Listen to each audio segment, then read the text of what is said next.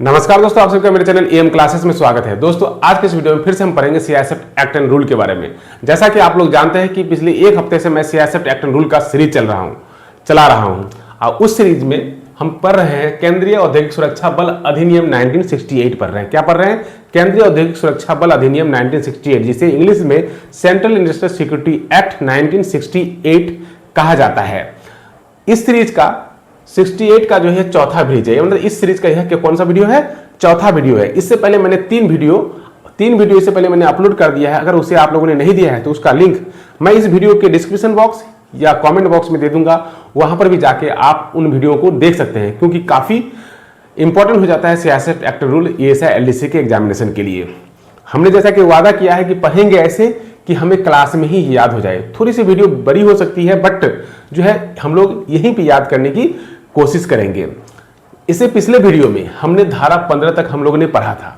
धारा 15 काफी इंपॉर्टेंट है। आप देख रहे होंगे कि पिछले वीडियो में मैंने धारा 15 पढ़ा और यहां पर भी जो है धारा 15 के 4 या 5 जो है धारा 15 मैंने 5 बार लिख रखा है और इसे हम लोग एक साथ पढ़ेंगे। तो धारा 15 भी काफी इंपॉर्टेंट है, जिसे हम लोग यहां पे जानेंगे कि इनमें क्या क्या और बातें छिपी हुई है। तो वीडियो को बिना स्किप किए अंत तक देखिए। अगर आप मेरे चैनल पे नए हैं तो चैनल को अभी सब्सक्राइब करके बेल आइकन को ऑल ऑप्शन पे ऑन कर लीजिए, क्योंकि कल जब मैं वीडियो को नया अपलोड करूं तो उसका नोटिफिकेशन आप लोगों को जल्द से जल्द मिल जाए, क्योंकि आपका सब्सक्रिप्शन, आपका लाइक ही हमें मोटिवेट करता है कि हम अगला वीडियो बनाए या न बनाए। और आप कमेंट बॉक्स में किसी भी क्वेश्चन को पूछ सकते हैं, अविलंब हम जवाब देने की कोशिश जरूर करेंगे। तो आशा करता है कि यह सीरीज आप लोगों को अच्छा लगता होगा, तो वीडियो को लाइक करना बिल्कुल ही मत भूलिएगा। तो चलते हैं आज के टॉपिक की तरफ। जैसा कि आपने पहले ही सुन लिया कि केंद्रीय औद्योगिक सुरक्षा बल अधिनियम 1968 का यह सीरीज चल रहा है और यह सीरीज का यह चौथा वीडियो है। ठीक है, तो पिछले वीडियो में हम लोगों ने पढ़ा था कि यहां पे आप लोग देखिए कि लिखा है 1968 अधिनियम की धारा, ये क्या है? ये धाराएं उसी के हैं। तो पिछला वीडियो में हम लोगों ने पढ़ा था धारा 15। धारा 15 में हमने क्या बताया था, पहले रिकॉल कर लीजिए। पिछला वीडियो में धारा 15 यह बताया था कि आप 24x7 आवर के लिए बॉन्ड है सीआईएसएफ में, यानी कि आपको 24 घंटे में कभी भी आपको बुलाया जा सकता है, या सुबह, दोपहर, शाम, रात के 1 बजे, 2 बजे, 3 बजे, 4 बजे या 12 बजे कभी भी आपको बुलाया जा सकता है। आप मना इसके लिए नहीं कर सकते। इसका मतलब होता है 24 आवर बॉन्ड। इसका मतलब कतई नहीं, आप लोग मत समझिएगा कि आपको 1 से लेकर 24 घंटे तक आपसे काम लिया जाएगा या काम कराया जाएगा। ठीक है, बट एक्सट्रीम इमरजेंसी की बात तो कुछ और ही है, उसमें तो आपको 30 घंटे भी काम कराया जा सकता है। लेकिन जो है आपको यह है 24x7 आवर का यह है कि आप बॉन्ड है कि आपको कभी भी किसी से भी वक्त बुलाया जा सकता है धारा 15 के तहत। ठीक है, आप 24 आवर के लिए बॉन्ड है। चलिए, रिकॉल हो गया। अब फिर मैंने तो धारा 15 यहाँ क्यों लिखा है? क्योंकि धारा 15 ही यह भी बताता है कि आप क्योंकि 24 घंटे के लिए बॉन्ड है तो आप कोई दूसरा कार्य नहीं कर सकते, कोई दूसरा जॉब नहीं कर सकते, या कोई दूसरा बिजनेस में आप लिप्त नहीं हो सकते। धारा 15 ही कहता है। धारा 15 क्या 2 चीजें बता दी कि धारा 15 यह कहता है कि आप 24 आवर के लिए बॉन्ड है। धारा 15 ही बताता है कि आप कोई दूसरा कार्य नहीं कर सकते। यहां क्या लिखेंगे हम? देखिए, कोई दूसरा कार्य नहीं कर सकते। ठीक है, दूसरा कार्य नहीं कर सकते। हो गया। अब देख धारा 15 का धारा का 15 यह बताता है कि आप 24 घंटा के लिए बॉन्ड है, और धारा 15 बताता है कि धारा कोई कार्य नहीं कर सकते। तो 15 के ए में यह दे दिया अगर कोई कार्य करते हैं तो धारा 18 जो है वह एक्टिव हो जाएगा। क्या हो जाएगा? 15 का ए में क्या बताता है? 15 का ए में क्या बता रहा है कि धारा अगर कोई कार्य फिर भी करते हैं तो क्या होगा? धारा 18 एक्टिव हो जाएगा। अब धारा 18 क्या है हम लोग इसके बारे में पढ़ेंगे। यहाँ पे देखिए धारा 18 है तो पढ़ेंगे। धारा 18 एक्टिव हो जाएगा। धारा 18 के दिए गए नियमों के तहत जो है आपको 1 वर्ष की सजा हो सकती है। क्या हो सकती है? 1 वर्ष की सजा हो सकती है कि अगर आप दूसरा कार्य करते हैं तो 1 वर्ष की आपको सजा हो जाएगी। ठीक है, तो गंभीर अपराध हुआ कि आपको 1 वर्ष की सजा दे दिया जाएगा। वही धारा 15 का धारा 15 का यह भी बताता है कि आप किसी भी पार्टी का सदस्य नहीं बन सकते, किसी राजनीतिक पार्टी का सदस्य नहीं बन सकते, किसी भी संगठन का सदस्य नहीं बन सकते, संगठन का सदस्य नहीं बन सकते, या कोई यूनियन नहीं बना सकते।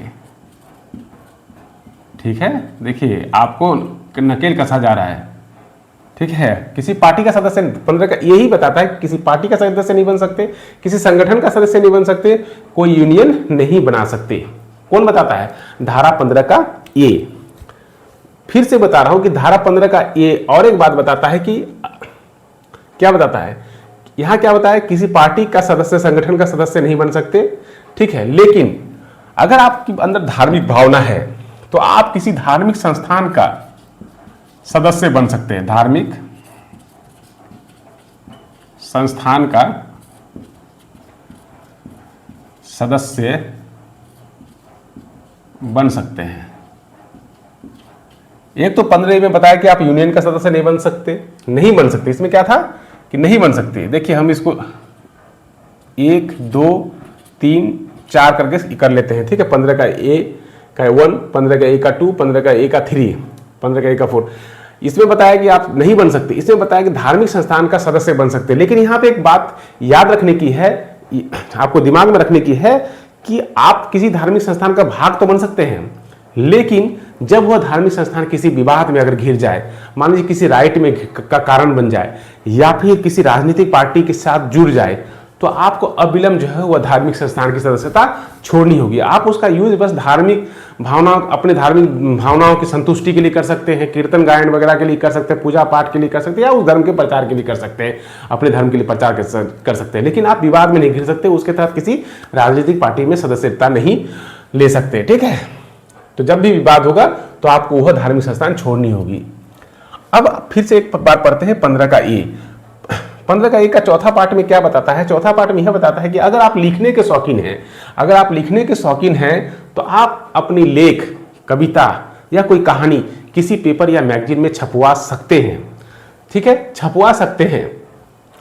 लेकिन यहां भी ध्यान रखने का बात है कि वह लेख या कहानी या कविता किसी राजनीतिक पार्टी से जुड़ा हुआ ना हो, किसी धार्मिक भावनाओं को ठेस पहुंचाने वाला ना हो, या फिर कोई विवाद उत्पन्न करने वाला नहीं होना चाहिए। यानी कि यहां पे आप कोई भी कविता, लेख या कहानी छपवा सकते हैं, ठीक है,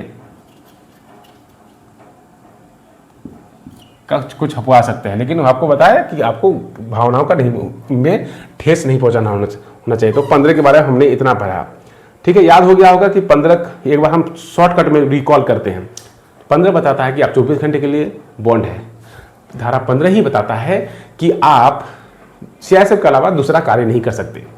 धारा का 15 का अब ए में चलते हैं। धारा का 15 का ए यह बताता है कि अगर आप दूसरा कार्य में लिप्त पाए जाते हैं तो आपको धारा 18 के दिए गए जो है पॉइंट्स के तहत आपको 1 वर्ष की सजा हो सकती है, ठीक है। धारा का 15 का ए यह बताता है कि आप किसी पार्टी, किसी संगठन का सदस्य नहीं बन सकते, आप कोई यूनियन खड़ा नहीं कर सकते। धारा 15 का ए ही बताता है कि आप किसी धार्मिक संस्थान का सदस्य तो बन सकते हैं, पूजा पाठ या उस अपने धर्म के प्रचार के लिए या अपने धर्म की संतुष्टि, अपने दिल की संतुष्टि के लिए। लेकिन अगर कभी विवाद का विषय बनता है, अगर छोड़ना पड़े आपको, तो आपको सबसे पहले छोड़ना पड़ेगा, क्योंकि आपको उस विवाद का भाग नहीं बनना है या उसके तहत किसी राजनीतिक पार्टी का भाग नहीं बनना है। धारा 15 ही बताता है, 15 का ए बताता है। धारा का 15 का ए यह भी बताता है कि आप किसी भी मैगजीन में, किसी भी लेख में आप अपने आर्टिकल छपवा सकते हैं, लेकिन वह लेख, कविता या कहानी किसी धार्मिक भावना को ठेस पहुंचाने वाला नहीं होना चाहिए, किसी राजनीतिक पार्टी से जुड़ा हुआ नहीं होना चाहिए, उसमें कोई विवाद का विषय नहीं होना चाहिए, ठीक है। तो इसमें क्या था? 2 नहीं 2 हाँ है ना। धारा का ये मैंने 4 बार लिखा था, इसमें 2 नहीं और 2 हाँ है। अब धारा 16, धारा 16 क्या बताता है कि अगर बल का कोई भी सदस्य सस्पेंड हो गया, निलंबित हो गया, तो क्या उस पर वही नियम लागू है जो सदस्य कार्यरत है उस पर नियम लागू है? जो नियमित सदस्य है, जो नियम उस पर लागू है, तो क्या निलंबित सदस्य पे वही नियम लागू है? तो हाँ, जो रूल और रेगुलेशन नियमित सदस्य के लिए लागू है वह निलंबित सदस्य के लिए भी लागू है, यानी कि सस्पेंडेड सदस्यों के लिए भी वही नियम लागू है। यानी कि बराबर नियम लागू किस पे? जो सदस्य सस्पेंडेड है या निलंबित है, ठीक है, बराबर नियम लागू। अब धारा 17 पढ़ाते हैं। धारा 17 क्या बताता है? इससे पहले आप अगले पे अगर पहला वीडियो देखा होगा तो उसमें हम लोगों ने धारा 6 पढ़ा था। धारा 6 क्या बताता है कि जब आप सब इतनी मेहनत करके आप ज्वाइनिंग लेटर लेने जाते हैं कि आपका सिलेक्शन सीआईएसएफ में हो जाता है तो आपको एक ज्वाइनिंग लेटर दिया जाता है, यानी कि सेवा प्रमाण पत्र दिया जाता है। तो सेवा प्रमाण पत्र दिया जाता है, वही आप जब आप नौकरी छोड़ते हैं तो आपको क्या देता है? सेवा मुक्त प्रमाण पत्र दिया जाता है धारा 6 के तहत। ठीक है, सेवा प्रमाण पत्र, सेवा मुक्त प्रमाण पत्र किसमें दिया जाता है? धारा 6 के तहत। अगर आपने वीडियो को नहीं दिया है तो आप जाके पहले उसको देख लीजिए। अब यहाँ पे धारा 17 में यह बताता है कि अगर आप सेवा मुक्त हो गए, क्या हो गए? अगर आप सेवा मुक्त हो गए, अगर आप सेवा मुक्त हो गए तो आपके पास आपको क्या आपको आदेश दिया जाएगा कि आपके पास जो भी सरकारी संपत्ति है या जो भी सरकारी कागजात है उसे आप अविलंब ऑफिस को लौटा दे, कार्यालय को लौटा दे। अगर आप नहीं लौटाते हैं बिना कारण के या जानबूझ के आप नहीं लौटाते हैं तो आपको जो है 1 महीने की सजा हो सकती है। कितने महीने की? 1 महीने की सजा या 200 रुपये जुर्माना। क्या हो सकता है? 1 वर्ष की 1 महीने की सजा, यहाँ 1 वर्ष था, यहाँ 1 महीना, याद रखिएगा, कंफ्यूज मत कीजिएगा। यहाँ 1 वर्ष की सजा, यहाँ 1 महीने की सजा और 200 रुपया जुर्माना, या दोनों लग सकता है। ठीक है, कोई एक या दोनों लगा सकता है आपको। तो धारा 17 क्लियर है। अब धारा 18 पे आते हैं। धारा 18 जैसे कि मैंने यहाँ कहा कि धारा 18 देखिए इसलिए जाना जरूरी है क्योंकि धारा 18 के तहत जो है आपको कोई भी पनिशमेंट देता है। धारा 18 में जो है कई सारे पॉइंट्स दर्शाए गए हैं, 10-12 जो है आपके दर्शाए गए हैं कि आपको कैसे फंसाया जाए। इसमें पहला पॉइंट तो यही है कि आप किसी भी बड़े अधिकारी के लॉफुल ऑर्डर का पालन करने से मना नहीं कर सकते। ठीक है, अगर करते हैं तो आप जो है दोषी पाए जाएंगे, आपको दोषी बताया जाएगा। क्या होगा? किसी भी सीनियर अधिकारी के लॉफुल ऑर्डर का अवहेलना नहीं कर सकते आप, ये भी बता लिखा है। आप अपने ड्यूटी पोस्ट पे जहां पे आपको लगाया गया है वहां पे जो है आपको बिना बताए आप उस ड्यूटी पोस्ट को छोड़ नहीं सकते। इसी में दूसरा पॉइंट दिया गया है, वह अपराध है। इसी में तीसरा पॉइंट यह भी दिया गया है कि आप अवकाश से अधिक ठहराव नहीं कर सकते। अगर ठहराव करते हैं तो आप कोई दोषी माना जाएगा। ठीक है, इसी पॉइंट में यह भी दिया गया है कि आप जो है किसी भी कर्तव्य को करने के लिए मना नहीं कर सकते। ठीक है, अगर आपको बताया गया कि आप जम्मू कश्मीर चले जाओ या वहां चले जाओ या यहाँ चले जाओ, उसके लिए आप मना नहीं कर सकते। ऐसे ड्यूटी से संबंधित और कार्य से संबंधित जितनी बातें हैं जिसके तहत आपको सजा दिया जाता है वो सारे पॉइंट्स जो है वो सारे बिंदु इसी में लिखे हैं। इसी का हवाला देके आप पे जो है